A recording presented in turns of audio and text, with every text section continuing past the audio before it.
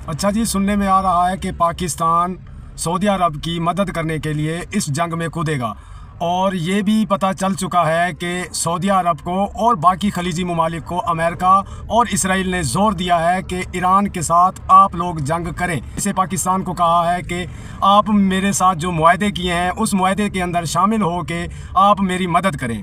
और सुनने में आ रहा है कि अल्लाह करे मेरी बात झूठी साबित हो, 100% झूठी साबित हो, कि पाकिस्तान इस जंग में कूदने वाला है और सऊदी अरब की मदद करते हुए।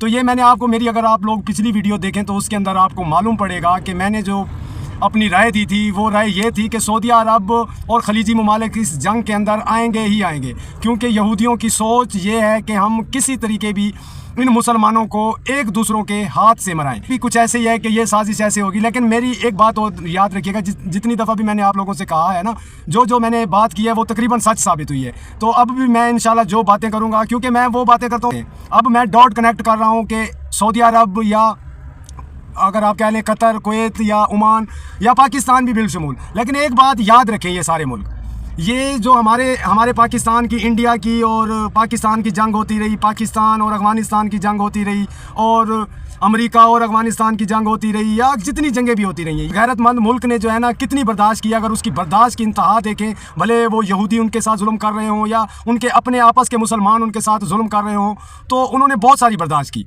जब उन्होंने बर्दाश्त की, अब मिसाल के तौर में बर्दाश्त में एक दो बर्दाश्तें आपको बता सकता हूँ। मिसाल के तौर पे उनके सदर को जो है ना शहीद किया गया, फिर उनके आर्मी चीफ को शहीद किया गया, फिर खामनेई साहब को शहीद किया गया। ये बहुत बड़ी आला शख्सियतें थी।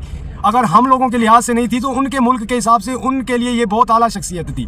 लेकिन इन सब ने मिलकर जो है ना उनकी रेड लाइन को क्रॉस किया है। अब वो ये जंग या तो अपनी सारी जानें दे के फिर ये या तो ईरान तबाह बर्बाद हो जाएगा तो ये जंग रुकेगी, या फिर ईरान इनको तबाह बर्बाद कर देगा। मेरा ये कहनी हूँ, मैं पाकिस्तान फ़ौज जिंदाबाद का नारा लगाता हूँ, मैं इमरान खान जिंदाबाद का नारा लगाता हूँ, लेकिन मैं साथ अपने ये भी मशवरा देता हूँ अपनी पाक फ़ौज से कि ईरान से अगर आपने पंगा लिया, और मुझे 100% यकीन है कि कभी पाकिस्तान की फ़ौज ईरान के खिलाफ नहीं लड़ेगी, ये मेरा यकीन है। भले जितनी बातें कन्फर्म हो जाएं, सऊदी अरब कायल कर ले या अमेरिका कायल कर ले या इसराइल कायल कर ले, मेरा खुद का यकीन है कि पाकिस्तान फ़ौज ईरान के साथ ता क़यामत नहीं लड़ेगी। ये मेरा तजर्बा है, मेरी इसको जो भी इसको समझ ले, ये मेरा खुद का अपना एतमाद है।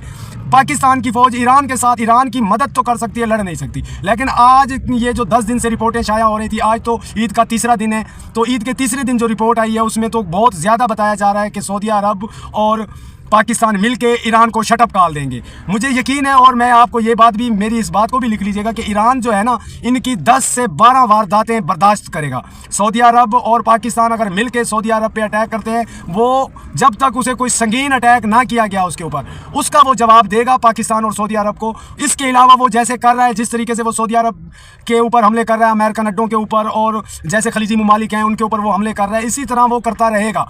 और इसमें तेज़ी भी आ सकती है। अब जो ट्रंप ने एक बदमाशी लगाई है, एक तड़ी लगाई है कि मैं आने वाले 48 घंटों में ईरान को बहुत भारी नुकसान देने वाला हूँ, और वो भारी नुकसान उसने बताया भी है कि जहाँ इनकी ईरान की बिजली बनती है मैं मुकम्मल इनको बर्बाद कर डालूंगा। तो ईरान का भी आगे से जवाब आया है, और ईरान ने भी कहा है कि, और वो हर दफ़ा जो कहता है ईरान वो भी पूरा करता है, उसने कहा है कि अगर मेरा पावर सिस्टम ब्लॉक किया जाएगा तो मैं जितने खलीजी ममालिक हैं सबसे पहले इनका पावर सिस्टम बर्बाद करूँगा, फिर मैं बड़ी कोशिश तो ये करूँगा इसराइल और अमेरिका का भी पावर सिस्टम ख़त्म कर दूँ। मैं भी बढ़ चढ़ कर जवाब दूँ। क्या ख्वाजा पाकिस्तान हमारी इंशाल्लाह नहीं जाएगी? मुझे यकीन है, अगर चली भी गई, अगर बिलफर्ज अगर ये अमेरिका या इसराइल के कहने पे ये लोग चले भी जाते हैं, ईरान के ऊपर हमला भी करते हैं, तो वो मेरी पुरानी बात के 10 से 12 हमले ईरान इनके बर्दाश्त करेगा। जो मुल्क एटमी ताकत ना हो उसके बावजूद भी वो अमेरिका एटमी पावर के साथ लड़ सकता है, इसराइल एटमी पावर के साथ लड़ सकता है, और अरब अमारात के जो खलीजी ममालिक हैं सब के सब अमीर व मारूफ अमीर हैं। इनके पास सोने के जहाज़ हैं, इनकी सोने की प्लेटें हैं, इतने अमीर हैं ये। तो अगर इनको वो 14 मुल्कों को बर वक्त जवाब दे सकता है, खलीजी ममालिक के ऊपर हाथ होला रखा हुआ है। अगर ये आगे से उनके साथ मिल के, जैसे सुनने में आ रहा है कि सऊदी अरब कह रहा है कि मैं आपको कौन सी एयर बेस देता हूँ, वहाँ पे अमेरिका से कहता है आएँ और आके लड़ें, इनको सबक सिखाएं, तो यकीन करें अगर ईरान अपनी आई पे उतर आया, इनको ऐसा सबक मिलेगा। अभी ईरान कानून के दायरे में रहते हुए काम कर रहा है, यानी कि यूँ कह लें कि ग्राउंड के अंदर जो खिलाड़ी खेल रहा है वो बाहर निकल के नहीं खेल रहा, और ये सारे बाहर निकल के खेल रहे हैं। जिस दिन ईरान बाहर निकल के खेला ना, तो खुदा की कसम इस दुनिया में तो इन सबको सर झुकाने की जगह नहीं मिलेगी। आज की वीडियो में मेरी ये बातें थी। इंशाल्लाह मैंने कल वीडियो नहीं बनाई थी, ईद का दूसरा रोज़ था, मेरे खुद के भी बहुत सारे काम थे जिसकी वजह से मैंने वीडियो नहीं बनाई। आज ईद के तीसरे दिन सुबह 6 बजे के करीब मैंने ये वीडियो बनाई है और इसे मैं अभी अपलोड भी कर दूंगा। तो इंशाल्लाह कल की वीडियो में मज़ीद बातें होंगी। पाकिस्तान जिंदाबाद, इमरान खान पाइंदाबाद।